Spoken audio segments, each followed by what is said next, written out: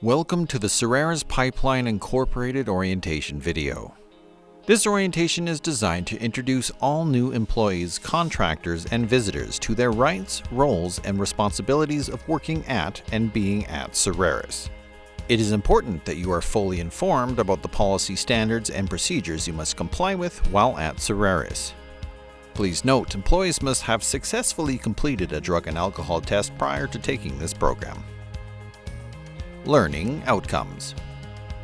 By the end of this module, you should be able to describe briefly the history of Surerus Pipeline, describe the Surerus Health and Safety Program, describe Surerus environmental commitment, describe employee rights and responsibilities, accident investigation and reporting, hazard identification and control, the objective of Surerus drug and alcohol policy, the Surerus Employee Code of Conduct, fatigue management systems, and also describe the Surerus Emergency Response Planning.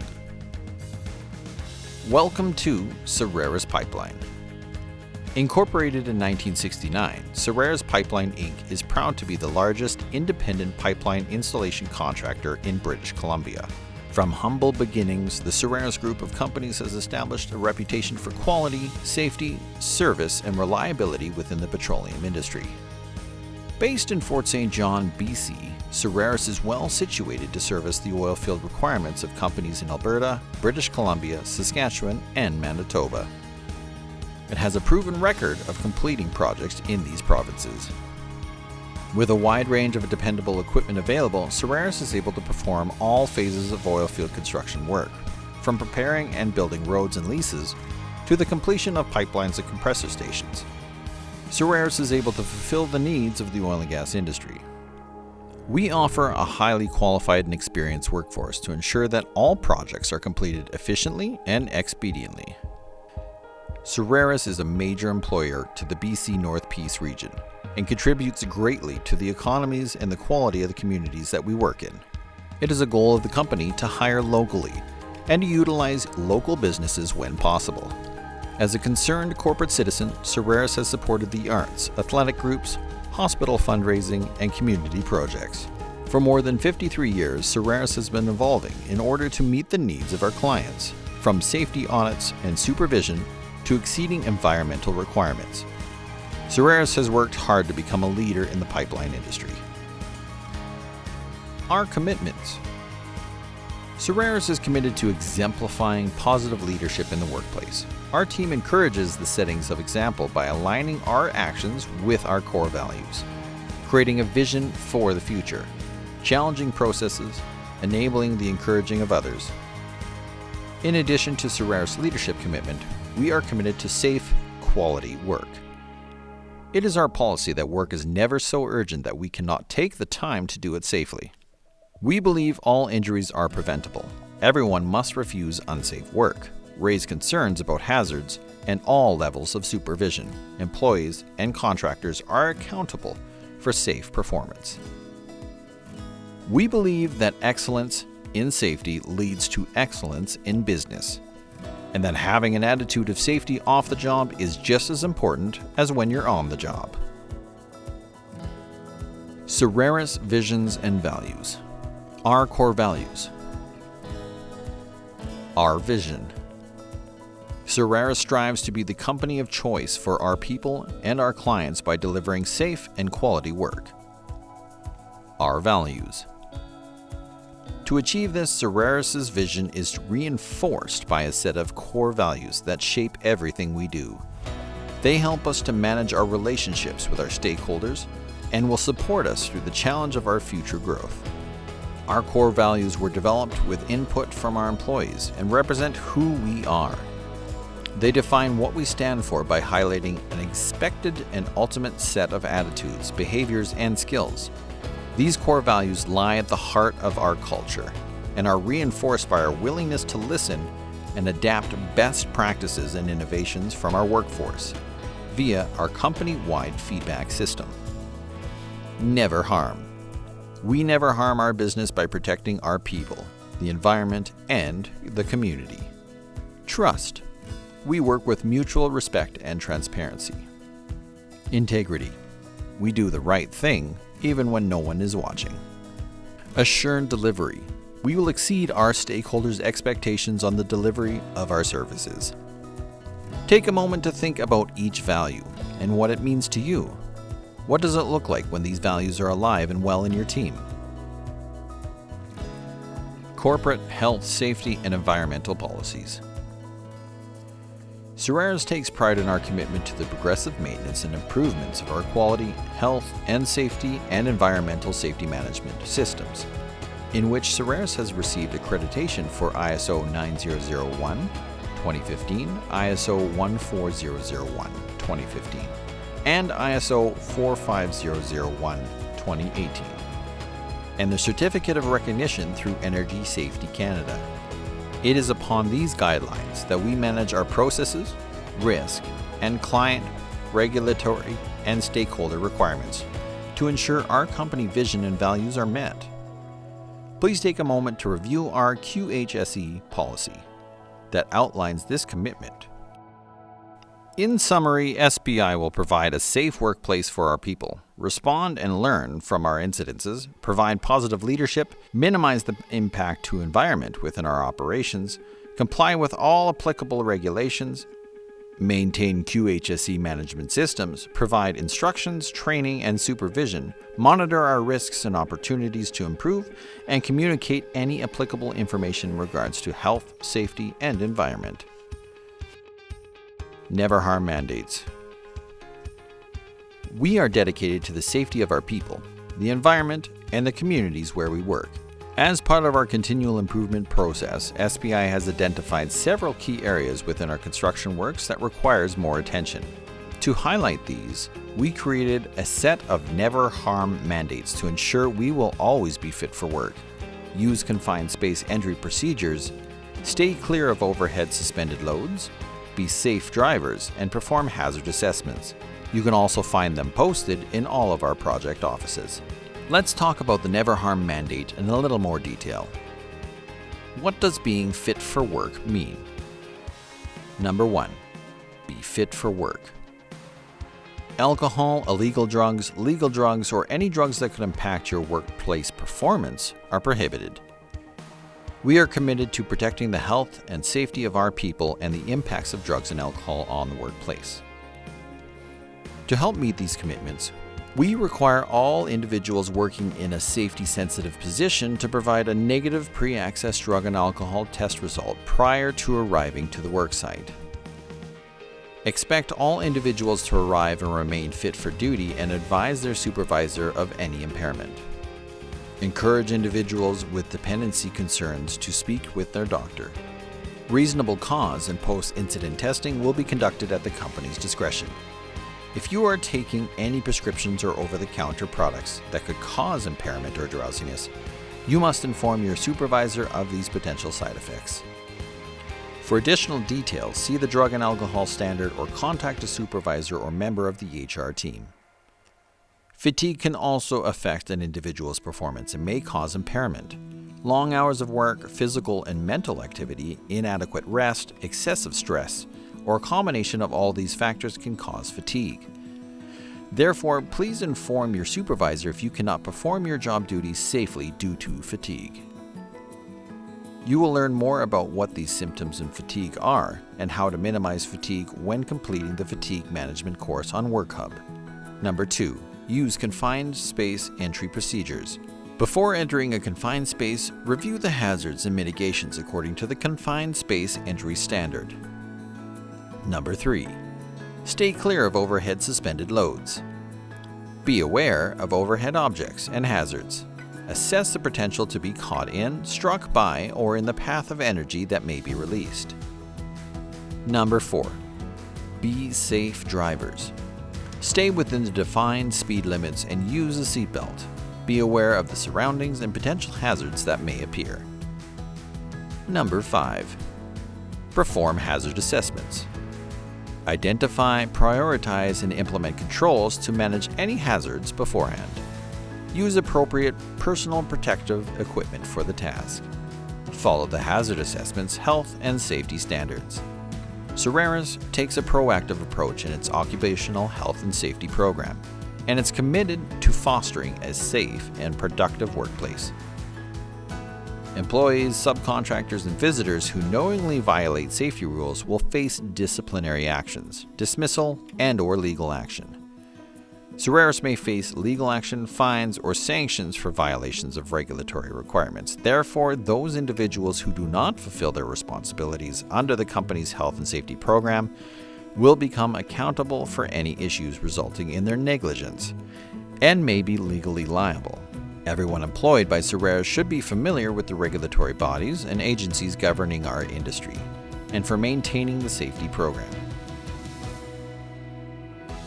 Surerus Health and Safety Program.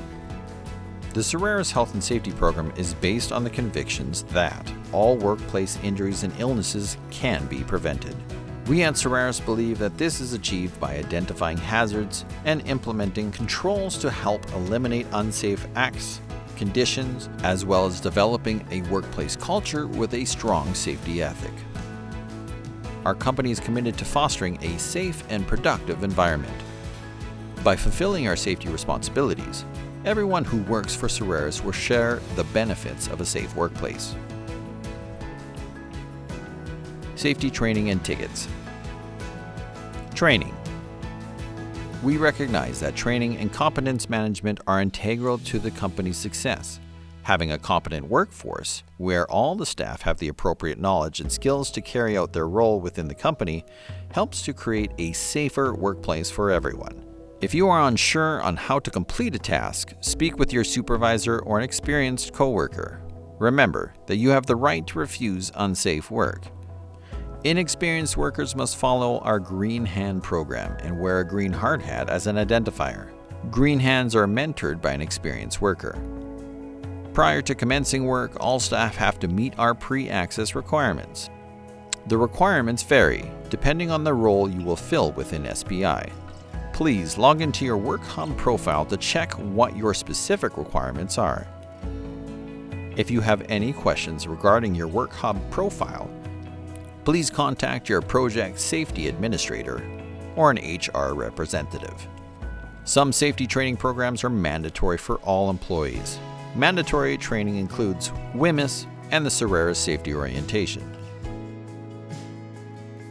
Depending on the hazards present in a given job and/or the discretion of Surerus management, you may be required to have other trainings such as H2S Alive, power saw operations, ground disturbance, PCST, CSTS, first aid, TDG, confined space entry, fall protection, bear aware, and defensive driver training. This list is not all-inclusive of required training for all work tasks.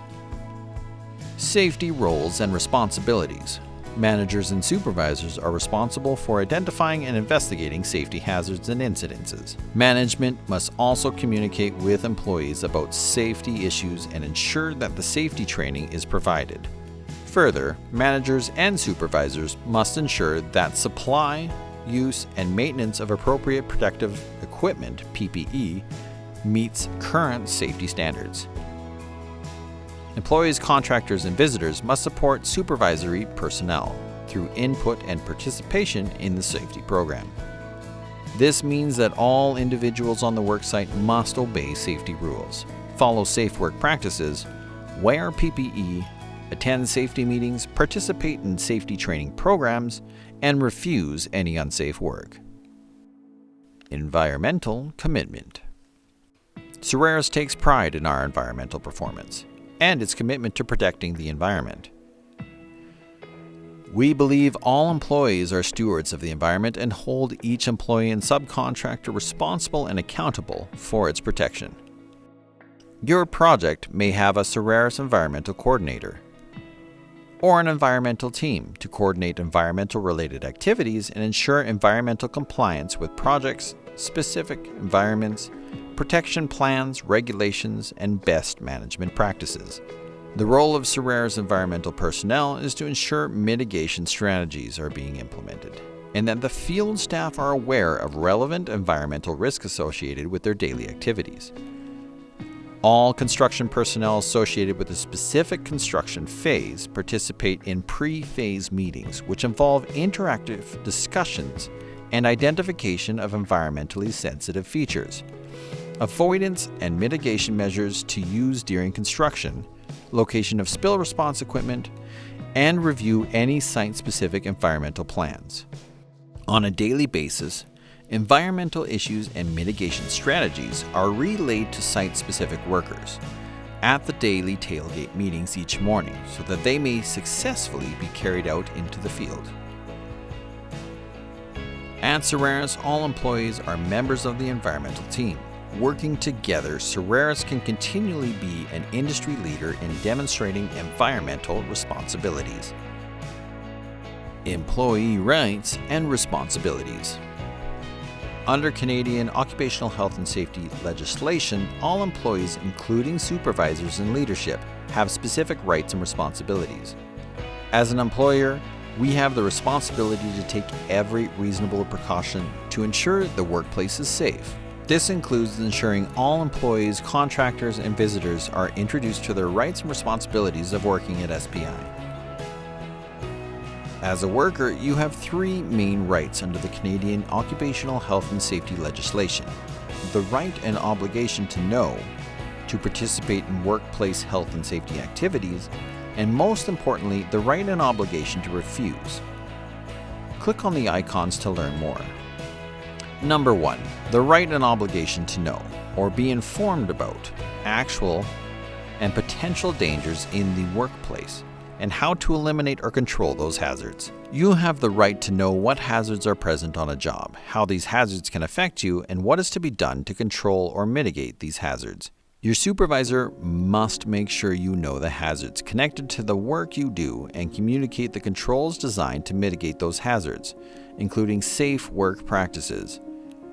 Your responsibility is to comply with all those applicable legislation and requirements on the project. During this course, the project orientation delivered on site, and through the on-job instructional and trainings, you will learn the job-specific hazards. Number 2. The right and obligation to participate in workplace health safety activities at the job site. This includes participating in safety meetings and toolbox talks, assisting in the completion of field-level hazard assessments, helping with a job site inspection, speaking up during a safety meeting, or being involved in the Joint Occupational Health and Safety Committee. Participating in health and safety activities plays an important role in making sure that your fellow workers, stay healthy and safe on the job. The right and obligation to refuse. Number 3. You have the right and obligation to refuse work when you feel there is an immediate danger to your own health and safety, or that of others present at the worksite. If you encounter unsafe conditions, you must report it to your supervisor immediately. If you believe a concern is not being addressed, please contact the health and safety representative. More information about the right to refuse and the steps recommended in a specific jurisdiction, please click on the Representative Province button. Subcontractors' responsibilities. Subcontractors and their respective parties have all the same requirements of the other roles above, as well as the following: know and comply with all regulatory SPI and client requirements. Provide experienced and qualified supervision to the project to ensure the health and safety of their personnel. Take appropriate action to eliminate or control any hazards. Notify an SPI representative immediately of any event deemed an incident or near miss, and investigate accordingly. Accident investigation and reporting. While never harm is our goal, sometimes incidences may occur. It's important to us to make sure that you know what to do in this situation. Click on Step 1, 2, and 3 to learn more about our incident protocols. Our first priority after an incident has happened is ensure that everyone is safe and out of harm's way. If a worker is injured, remove them from the immediate danger and ensure that aid is administered by qualified first aid personnel immediately. The second step is freezing the scene. This is crucial to preserving evidence and will help later on in the incident investigation. This may include shutting off equipment and closing off an area if necessary. After freezing the scene, contact your supervisor immediately and inform them of the situation. no matter how minor it may seem. If a worker requires further medical treatment, call an ambulance or the project medic. If equipment needs to be moved to facilitate medical response, please take photos of their original position. And lastly, before you continue work, please wait for clearance from your supervisor. Slide 12. Incident Investigation.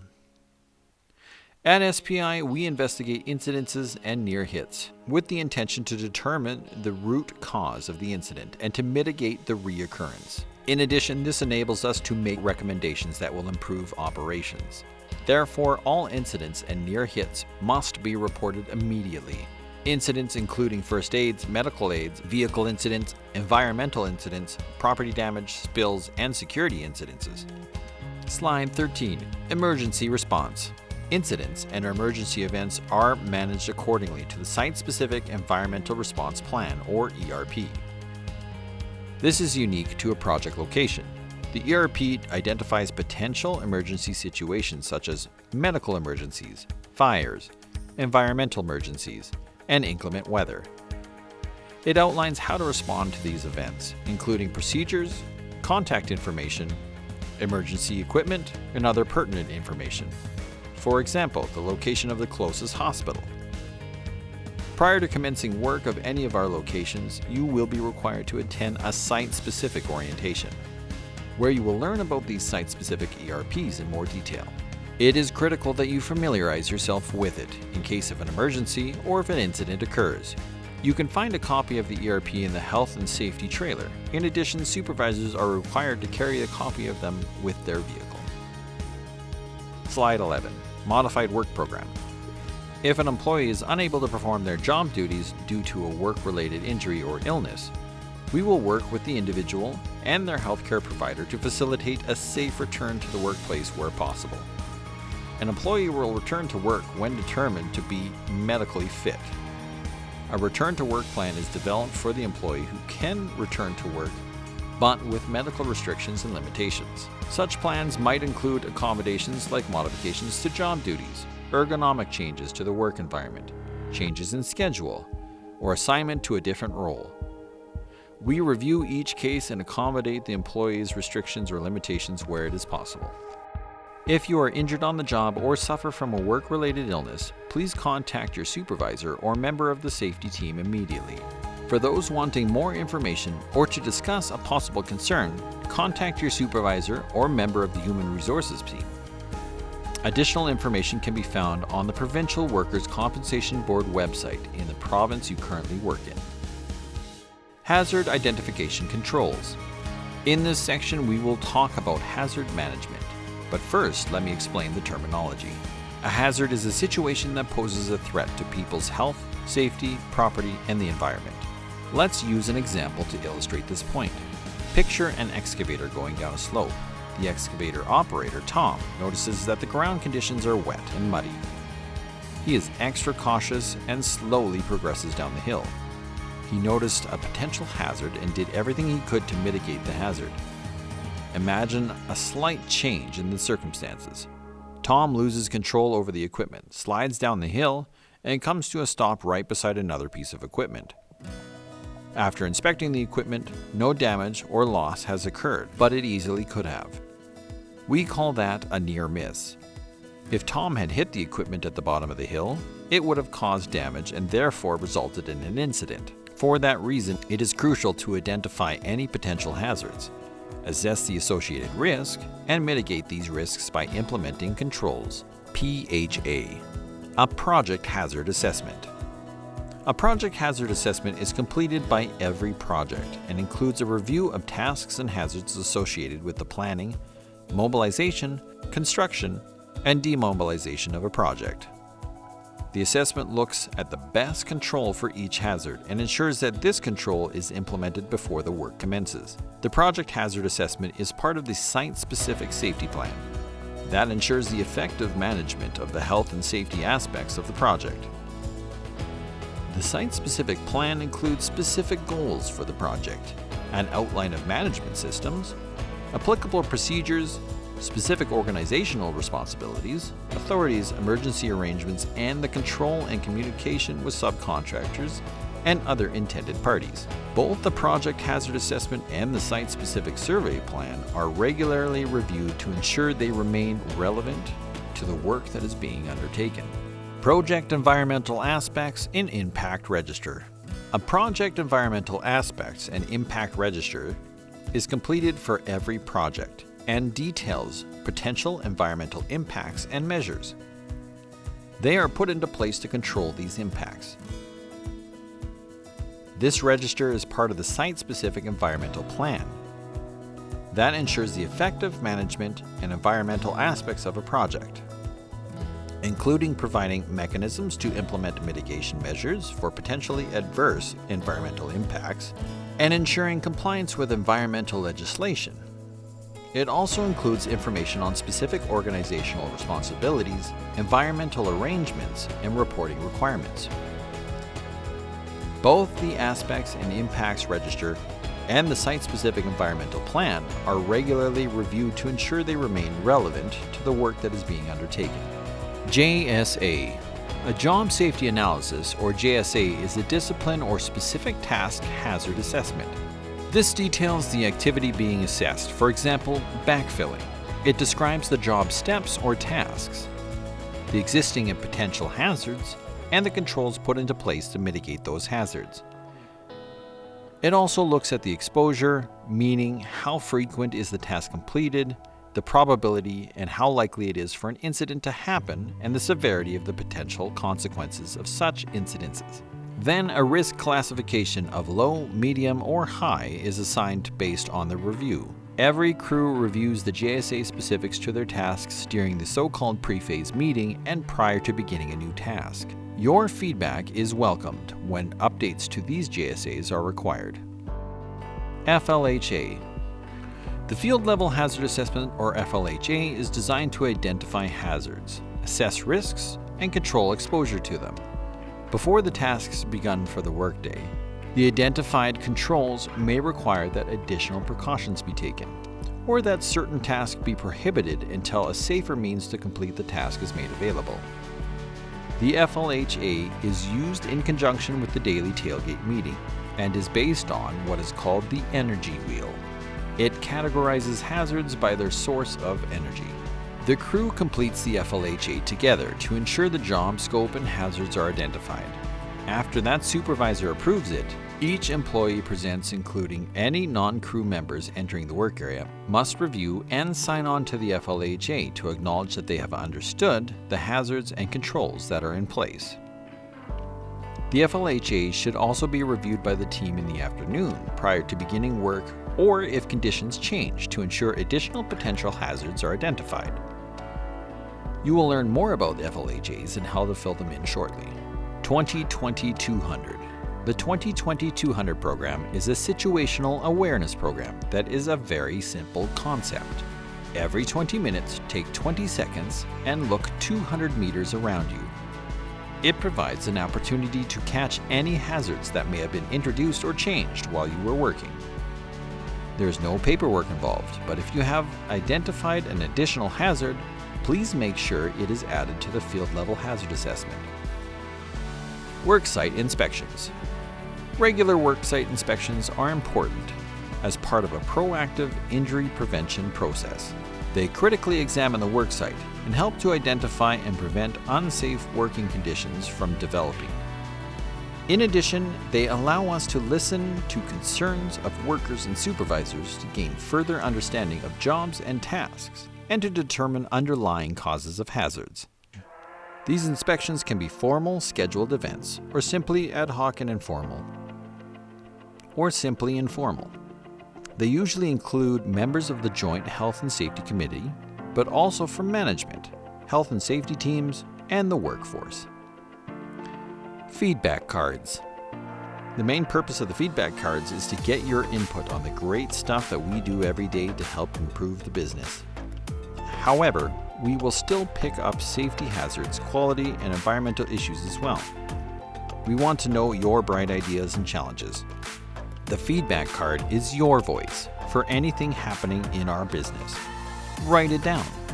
If you see something that could be done better, or if you have an idea for a best practice, If you have a general observation about working safely, first speak with your worker and then write it down. If you witness a near miss, inform your supervisor immediately, then submit a feedback card. Every single feedback card is read and actioned on the project site or office location where it was raised.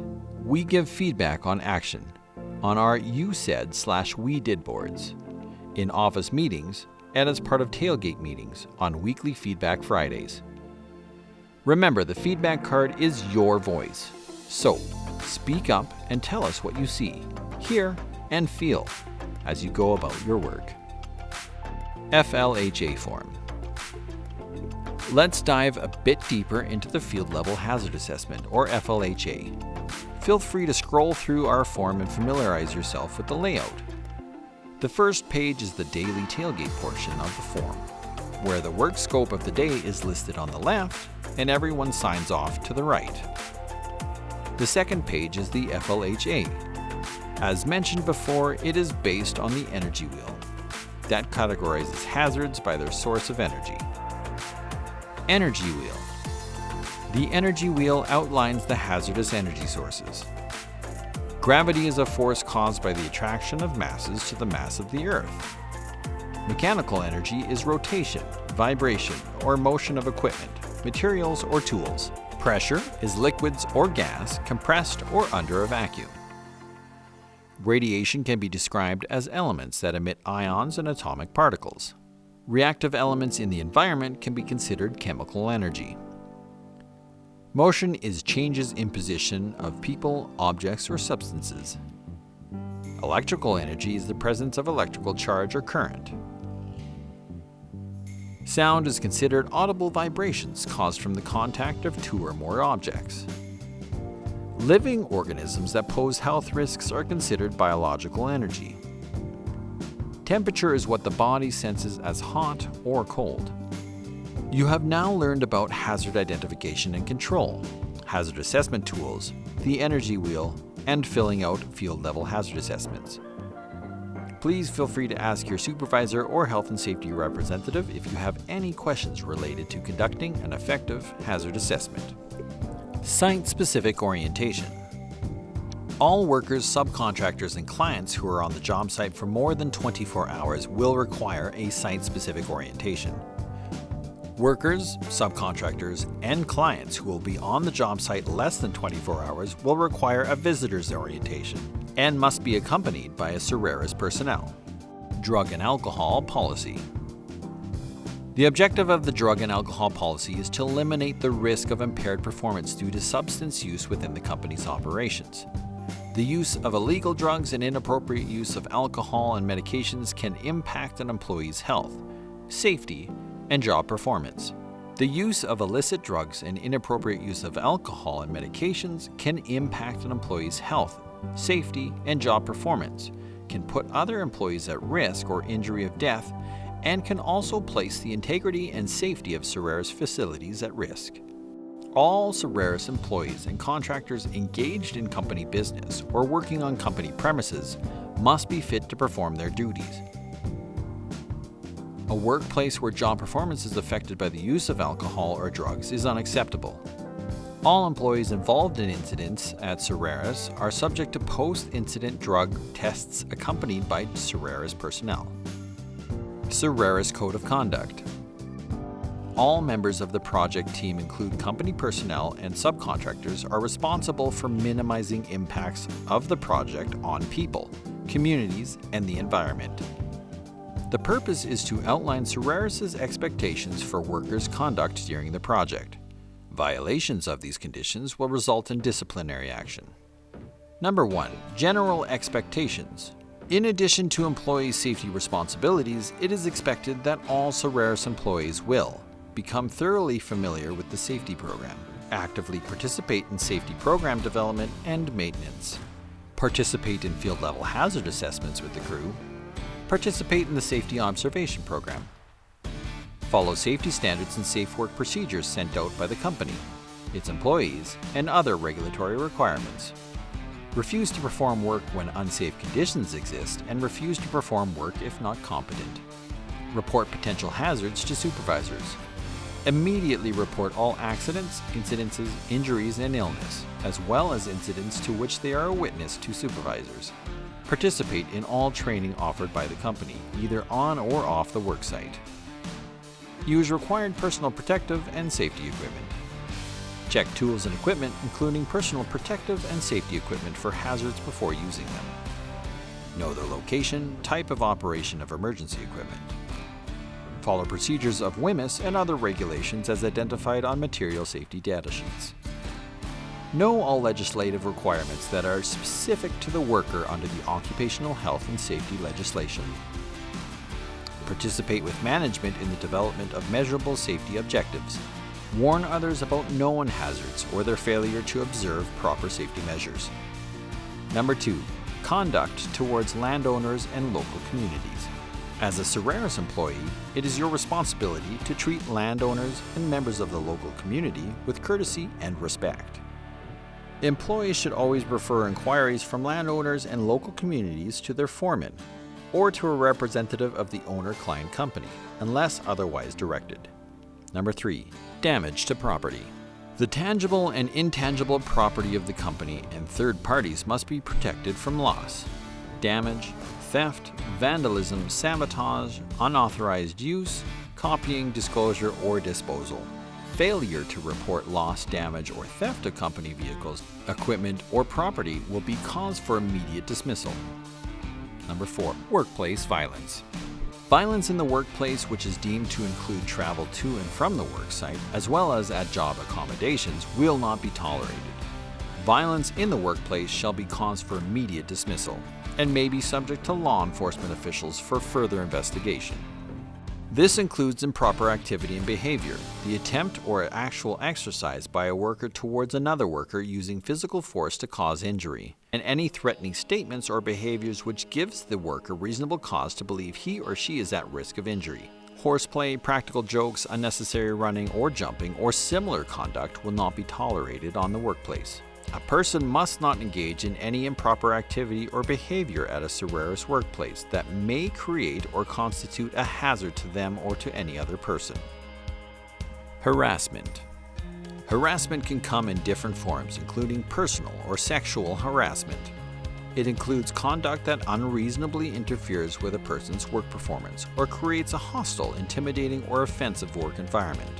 Sexual harassment is a serious form of personal harassment. It is deliberate and unsolicited, and generally takes the form of unwelcomed and offensive sexual comments, gestures, or physical contact.